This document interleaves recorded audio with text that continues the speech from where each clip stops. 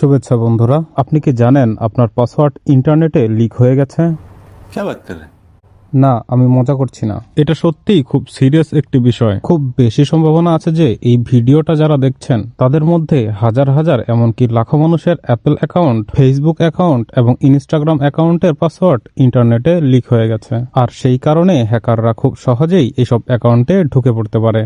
কিছুদিন আগের খবর এটা। হেডলাইন দেখুন, 16 বিলিয়নেরও বেশি পাসওয়ার্ড ব্রিচ। কিছু নিউজ ওয়েবসাইট তো একে পৃথিবীর ইতিহাসের লার্জেস্ট এভার ডেটা ব্রিচও বলেছে। এমন অবস্থায় স্বাভাবিকভাবেই প্রশ্ন উঠবে যে আপনি কিভাবে জানবেন যে আপনার কোনো অ্যাকাউন্টের পাসওয়ার্ড এখনো লিক হয়েছে কি না। আর যদি হ্যাক হয়ে থাকে তাহলে আপনি নিজের অ্যাকাউন্টকে হ্যাকারদের থেকে কিভাবে বাঁচাতে পারেন। একটা এমন পাসওয়ার্ড কিভাবে বানানো যেতে পারে যেটা এতটা সিকিউর হয় যা কেউ কখনো হ্যাক না করতে পারে। আসুন জেনে নিই এইসব প্রশ্নের উত্তর আজকের এই ভিডিওতে।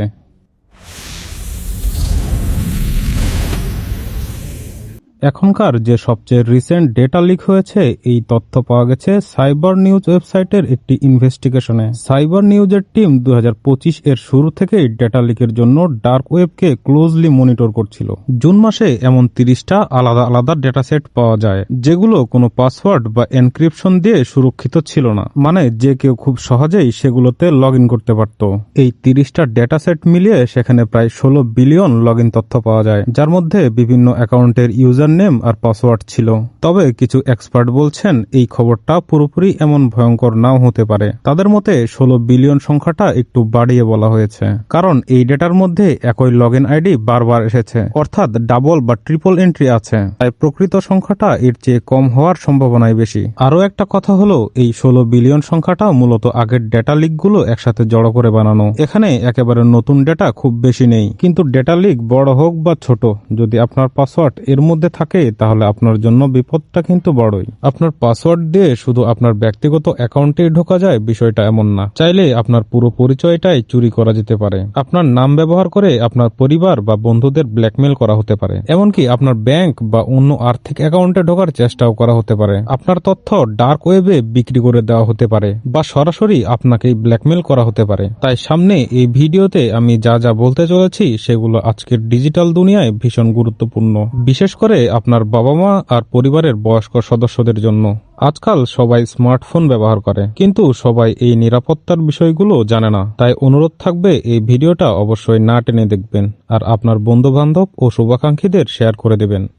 মোটামুটি 4টা উপায়ে হ্যাকার আর সাইবার অপরাধীরা আপনার পাসওয়ার্ড চুরি করে। এর মধ্যে সবচেয়ে পরিচিত আর সবচেয়ে বেশি ব্যবহৃত পদ্ধতিটা হলো ফিশিং। এই পদ্ধতিতে হ্যাকাররা আপনাকে ইমেল, হোয়াটসঅ্যাপ মেসেজ বা SMS পাঠিয়ে ধোঁকা দেওয়ার চেষ্টা করে, যাতে আপনি না বুঝেই নিজের পাসওয়ার্ড বা লগইন তথ্য তাদের হাতে তুলে দেন। আপনি ভাবতে পারেন এটা কিভাবে সম্ভব। আসলে আপনি অনেকবার এমন ইমেল দেখে থাকবেন, সাধারণত স্প্যাম ফোল্ডারে। যেমন ফেসবুক বা ইনস্টাগ্রামের নামে একটা ইমেল আসে যেখানে বলা হয় আপনাকে ব্লুটিক দেওয়া হবে। শুধু এই বাটনে ক্লিক করে নিজের ডিটেলস দিন, সাবমিট করুন আর ব্লুটিক পেয়ে যান। এটাই ফিশিং ইমেইলের খুব সাধারণ একটা উদাহরণ। বাস্তবে এই ইমেল ফেসবুক বা ইনস্টাগ্রাম পাঠায় না, এটা পাঠায় হ্যাকাররাই। আর এমনভাবে সাজানো হয় যেন দেখে মনে হয় আসল ফেসবুক বা ইনস্টাগ্রাম পাঠিয়েছে। যখন আপনি ওই বাটনে ক্লিক করে একটা ওয়েব পেজে নিজের তথ্য দেন, তখন আপনার মনে হয় আপনি ফেসবুক বা ইনস্টাগ্রামে লগ ইন করছেন, কিন্তু বাস্তবে সেই ওয়েব পেজটাই ভুয়া। আপনি লগ ইন করার সময় যে ইউজার নেম আর পাসওয়ার্ড দেন সেগুলো সরাসরি হ্যাকারের কাছে চলে যায়। এমন ঘটনা অনেক সময় SMS এর মাধ্যমেও হয়। যেমন আপনার ফোনে একটা মেসেজ আসতে পারে, দেখে মনে হবে আপনার ব্যাংক থেকে এসেছে। সেখানে লেখা থাকে আপনার ব্যাংক অ্যাকাউন্ট সাময়িকভাবে বন্ধ করে দেওয়া হয়েছে, এখনই লগ ইন করুন। আর তার নিচে একটা লিংক দেওয়া থাকে। প্রথম দেখায় আপনার মনে হবে এটা ব্যাংকেরই ওয়েবসাইট, কিন্তু আসলে না। ওয়েবসাইটের নামের মধ্যে ছোটখাটো পার্থক্য থাকে যেটা আসল ওয়েবসাইট থেকে আলাদা। একজন সাধারণ মানুষের জন্য এটা ধরা খুবই কঠিন। আর আপনি যদি সেখানে ইউজার নেম আর পাসওয়ার্ড দেন তাহলে আপনার সব ব্যাংক তথ্য আর অ্যাকাউন্টের অ্যাক্সেস হ্যাকারের হাতে চলে যায়। ফিশিং আসলে মানুষের মনকে কাজে লাগিয়ে করা হয়। এটাকে বলা হয় সাইকোলজিক্যাল ম্যানিপুলেশন। আপনি না বুঝে নিজের তথ্য নিজেই হ্যাকারের হাতে তুলে দেন। এইটা থেকে বাঁচার সবচেয়ে সহজ উপায় হলো কখনোই কোনো ইমেল, SMS বা হোয়াটসঅ্যাপ মেসেজে দেওয়া লিঙ্কে ক্লিক করে লগ ইন করবেন না। যদি কোনো ওয়েবসাইটে ঢুকে কিছু যাচাই করতে হয় তাহলে নিজে থেকে ব্রাউজার খুলে সেই ওয়েবসাইটের ঠিকানা বা URL লিখে তারপর সেখানে যান। দ্বিতীয় পদ্ধতির নাম ক্রেডেনশিয়াল স্টাফিং। এই পদ্ধতিতে হ্যাকাররা আগের কোনো ডেটা লিক ব্যবহার করে। যেমন ধরুন, এই যে 16 বিলিয়ন পাসওয়ার্ড লিক হওয়ার খবর এসেছে, এতে হ্যাকাররা বুঝে যায় যে কোথাও বড় একটা ডেটা ব্রিচ হয়েছে। এখন আপনি ভাবতে পারেন, আমার তো শুধু ইনস্টাগ্রাম অ্যাকাউন্টের ডেটাই লিক হয়েছে, আর ওই অ্যাকাউন্ট আমি ব্যবহারই করি না, তাহলে আমি সেফ। কিন্তু হ্যাকাররা এখানেই থেমে থাকে না। তারা আপনার লিক হওয়া ইউজার নেম আর পাসওয়ার্ড নিয়ে বিভিন্ন ওয়েবসাইটে ট্রাই করে, কারণ অনেক মানুষ একই password Instagram, Facebook, Google, Apple সব জায়গাতেই ব্যবহার করে। আর আপনি যদি একই পাসওয়ার্ড ব্যবহার করে থাকেন, তাহলে একটার লিক মানেই বাকি সব অ্যাকাউন্টও ঝুঁকিতে পড়ে যায়। ধরুন, আপনি একেবারেই হুবহু একই পাসওয়ার্ড ব্যবহার করছেন না, কিন্তু কাছাকাছি বা কিছুটা মিল রেখে পাসওয়ার্ড ব্যবহার করছেন। হ্যাকাররা এই সুযোগটাই নেয়। আপনার লিক হওয়া ইউজার নেম আর পাসওয়ার্ড বিভিন্ন ওয়েবসাইটে একের পর এক ট্রাই করে, কোথাও কাজ করে কিনা সেই আন্দাজে। এই পদ্ধতিকেই বলা হয় ক্রেডেনশিয়াল স্টাফিং। আর দুঃখের বিষয়, অনেক সময় এটা কাজে লেগে যায়। এর কারণ হলো, অনেক মানুষ নতুন অ্যাকাউন্ট বানানোর সময় সব জায়গায় একই ইউজার নেম আর পাসওয়ার্ড ব্যবহার করে। এটা থেকে বাঁচার সবচেয়ে ভালো উপায় হলো প্রতিটা ওয়েবসাইটের জন্য একেবারে আলাদা পাসওয়ার্ড ব্যবহার করা। এখন আপনার মনে হতে পারে, এটা কিভাবে সম্ভব? এতগুলো আলাদা আলাদা পাসওয়ার্ড আমি কিভাবে মনে রাখবো? আমাকে কি 10-15টা পাসওয়ার্ড মুখস্থ করে রাখতে হবে? চিন্তা করবেন না, এই ভিডিওর পরের অংশে আমি এটা নিয়েই কথা বলবো। তার আগে জেনে নেই তৃতীয় পদ্ধতির কথা, যেটার নাম পাসওয়ার্ড স্প্রেইং। এই পদ্ধতিতে হ্যাকাররা একটা খুবই কমন পাসওয়ার্ড নিয়ে অনেকগুলো আলাদা আলাদা ইউজার নামে লগ ইন করে দেখে কোথাও গিয়ে কাজ করে কিনা। এই পদ্ধতিটা আগেরটার চেয়ে বেশি কাজ করে, কারণ আজকাল বেশিরভাগ সিস্টেম কয়েকবার ভুলভাবে লগ ইন করার চেষ্টা হলে অ্যাকাউন্ট সাময়িকভাবে লক করে দেয়। কিন্তু পাসওয়ার্ড স্প্রেইং পদ্ধতিতে হ্যাকাররা প্রতিটা অ্যাকাউন্টে মাত্র 1-2বারই লগ ইন করার চেষ্টা করে, তাই সহজে ধরা পড়ে না। উদাহরণ হিসেবে ধরুন, একজন হ্যাকারের কাছে 500 জন সরকারি কর্মচারীর ইমেল আইডির একটা লিস্ট আছে, যেমন abc@government.in, cde@government.in, xyz@government.in। এখন হ্যাকাররা একটা খুব কমন পাসওয়ার্ড এই 500টা আলাদা আলাদা ইমেল আইডির উপর একে একে ট্রাই করে দেখে কোথায় গিয়ে কাজ করে। এখন প্রশ্ন আসতে পারে, কমন পাসওয়ার্ড মানে কি? এটা এমন একটা পাসওয়ার্ড যেটা বেশিরভাগ মানুষ ব্যবহার করে। যেমন ধরুন, বাংলাদেশ 123। 500 জনের মধ্যে অন্তত 2-3 জন তো থাকবেই যারা এই পাসওয়ার্ড ব্যবহার করছে। আর যদি কেউ করে থাকে, তাহলে হ্যাকার খুব সহজেই তাদের অ্যাকাউন্টে ঢুকে যেতে পারে। এই টেকনিকের সবচেয়ে বড় সুবিধা হলো, এতে না ফিশিং করতে হয়, না কোনো বড় ডেটা লিক দরকার হয়। শুধু সাধারণ ট্রায়াল এন্ড এরর পদ্ধতিতে কিছু অ্যাকাউন্ট হ্যাক করা যায়, কারণ অনেক মানুষ এখনো খুব সহজ আর কমন পাসওয়ার্ড ব্যবহার করে। চতুর্থ পদ্ধতিটাকে বলা হয় ব্রুট ফোর্স। এই পদ্ধতিতে হ্যাকাররা একটার পর একটা করে সব সম্ভাব্য পাসওয়ার্ড ট্রাই করতে থাকে, যতক্ষণ না সঠিক পাসওয়ার্ডটা মিলে যায়। একটা সহজ উদাহরণ দেই। আজকাল অনেকেই এমন সুটকেস ব্যবহার করে যেটাতে ছোট একটা নাম্বার লক থাকে। ওই লকে 3টা ডিজিট থাকে, 000 থেকে 999 পর্যন্ত। এখন ভাবুন, যদি কেউ ধৈর্য ধরে একটার পর একটা করে সব নাম্বার ট্রাই করে, তাহলে একটা সময় সুটকেসটা খুলে যাবেই। ব্রুট ফোর্স ঠিক এইভাবেই কাজ করে, সময় লাগলেও শেষ পর্যন্ত চেষ্টা চালিয়ে যায়। আপনি যদি কখনো এমনটা ভেবে থাকেন, তাহলে সেটা একদমই ঠিক। 3 ডিজিটের একটা লকের জন্য সর্বোচ্চ 1000টা কম্বিনেশনই সম্ভব। মানে 000 থেকে 999 পর্যন্ত একটার পর একটা করে চেষ্টা করলে কয়েক ঘন্টার মধ্যেই এই তালা খুলে ফেলা যায়। এই পদ্ধতিটাকেই বলা হয় ব্রুট ফোর্স। এখন হ্যাকাররা যখন এই টেকনিক ব্যবহার করে, তখন তারা নিজেরা হাতে হাতে কম্বিনেশন বসায় না, বরং তারা বিশেষ ধরনের সফটওয়্যার ব্যবহার করে, যেগুলো 1 সেকেন্ডেই লাখো বা কোটি কোটি পাসওয়ার্ড ট্রাই করতে পারে। ব্রুট ফোর্স হ্যাকারদের জন্য ঠিক ততটাই সহজ যতটা আপনার পাসওয়ার্ড ছোট। 4 ডিজিটের পাসওয়ার্ড খুব সহজেই ভাঙা যায়, 5 ডিজিটে একটু কঠিন হয়, 6 ডিজিটে আরো কঠিন। আর আপনার পাসওয়ার্ড যত লম্বা হতে থাকে, সফটওয়্যারের জন্য সব কম্বিনেশন ট্রাই করাও তত কঠিন হয়ে যায়। এখন প্রশ্ন হলো, এটা থেকে বাঁচবেন কিভাবে? আপনি তো আর 100 অক্ষরের পাসওয়ার্ড বানাবেন না, কারণ পাসওয়ার্ড যত লম্বা হবে সেটা মনে রাখা আর প্রতিদিন ব্যবহার করাও ততটাই ঝামেলার হয়ে যাবে। এই জায়গাতেই আসে স্ট্রং পাসওয়ার্ড আর উইক পাসওয়ার্ডের আসল বিজ্ঞান। কোন পাসওয়ার্ড কতটা শক্ত সেটা মাপা হয় এন্ট্রপি দিয়ে, যে এন্ট্রপির কথা আপনি স্কুলে পড়েছিলেন। গণিতে এন্ট্রপি মানে হলো কতটা এলোমেলো বা র্যান্ডম কোনো জিনিস। পাসওয়ার্ডের ক্ষেত্রেও মানেটা একই। আপনার পাসওয়ার্ড যত বেশি র্যান্ডম আর যত কম অনুমান করা যায়, তার এন্ট্রপি তত বেশি, আর পাসওয়ার্ডও তত বেশি শক্ত। একটা পাসওয়ার্ড যত বেশি ইউনিক হবে, যত বেশি র্যান্ডম হবে আর যত লম্বা হবে, ততই তার এন্ট্রপি বেশি হবে। আর এন্ট্রপি যত বেশি, ব্রুট ফোর্সের মতো পদ্ধতি দিয়ে সেই পাসওয়ার্ড হ্যাক করা তত কঠিন। এটা বোঝানোর জন্য একটা গাণিতিক ফর্মুলাও আছে, যেটা দিয়ে পাসওয়ার্ডের এন্ট্রপি হিসাব করা হয়। এখানে এল মানে হলো আপনার পাসওয়ার্ডের মোট দৈর্ঘ্য, মানে কয়টা অক্ষর বা ডিজিট আছে, আর এন মানে হলো এক একটা জায়গায় কয় ধরনের অক্ষর ব্যবহার করা যেতে পারে, যেমন ছোট হাতের অক্ষর, বড় হাতের অক্ষর, সংখ্যা, স্পেশাল ক্যারেক্টার ইত্যাদি। এই দুইটা যত বেশি হবে আপনার পাসওয়ার্ড তত বেশি শক্ত হবে। ধরুন আপনি এমন একটা পাসওয়ার্ড নিলেন যেটা শুধু ছোট হাতের অক্ষর দিয়ে বানানো, যেমন ধরুন বিশাল, সবগুলোই ছোট লেটার। এক্ষেত্রে এন সমান সমান 26, কারণ প্রতিটা জায়গায় শুধু এ থেকে জেড পর্যন্ত এই 26টা অক্ষরের মধ্যেই অপশন থাকে। এখন যদি আপনি ছোট লেটারের সাথে নাম্বারও যোগ করেন তাহলে অপশনের সংখ্যা আরো বেড়ে যায়। তখন এন সমান 26 যোগ 10, কারণ 0 থেকে 9 পর্যন্ত 10টা নম্বর যোগ হলো, মানে মোট 36টা সম্ভাব্য ক্যারেক্টার। আর এতে পাসওয়ার্ডটা আগের চেয়ে অনেক বেশি শক্ত হয়ে যায়।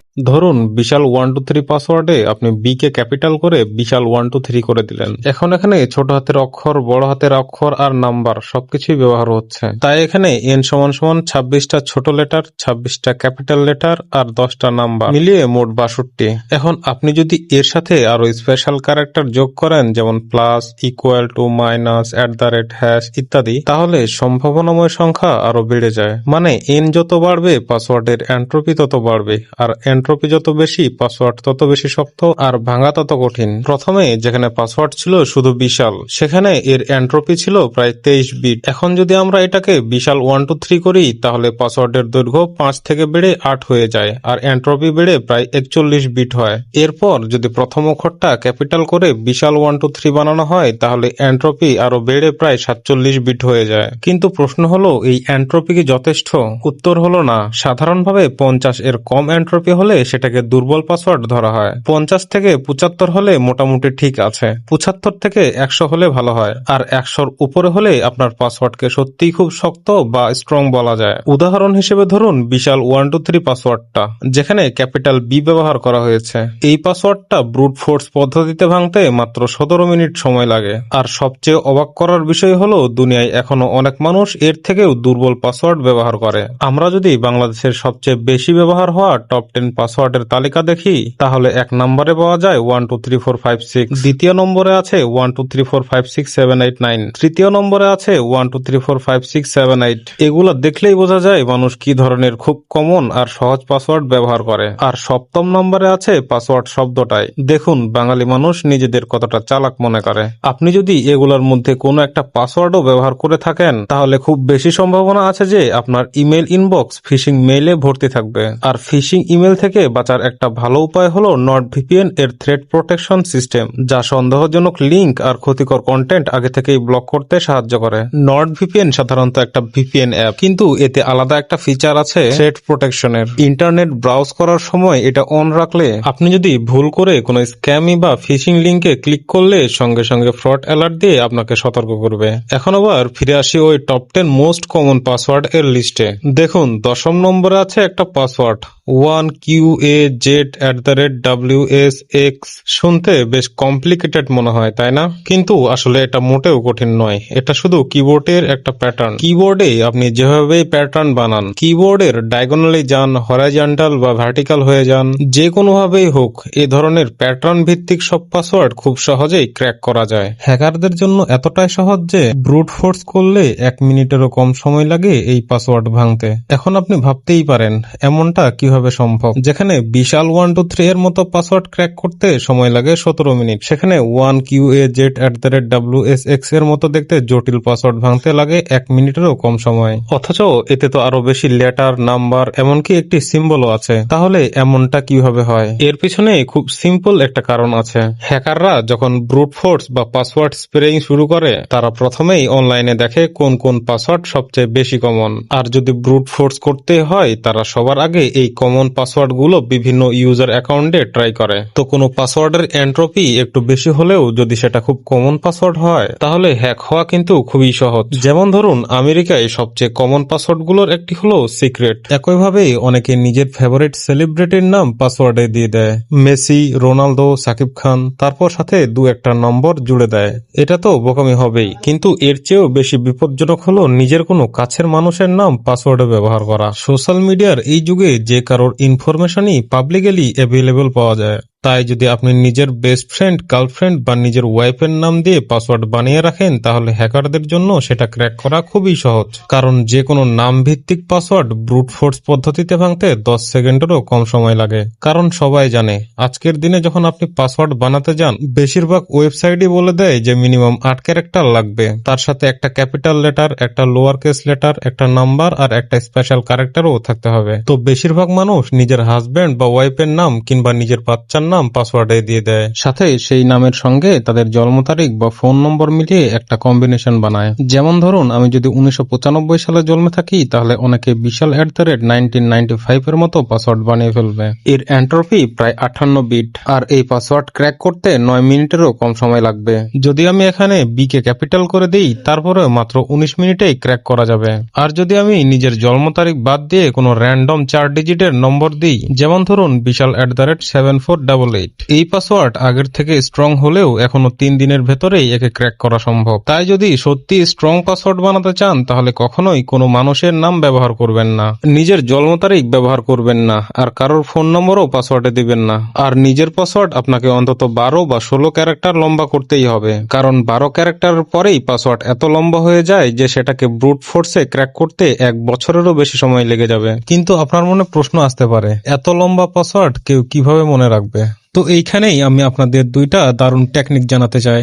এই দুইটা টেকনিক দিয়ে আপনি খুব সহজেই বানাতে পারবেন বেশ মজবুত আর সিকিউরড পাসওয়ার্ড। প্রথম টেকনিক হলো ফার্স্ট লেটার কম্বিনেশন। এমন একটি সেন্টেন্সের ব্যাপারে ভাবুন যা আপনার জন্য খুবই মেমোরেবল হবে, যা আপনি খুব সহজেই মনে রাখতে পারবেন। যেমন ধরুন, my first car was a 1995 Honda Civic that I loved.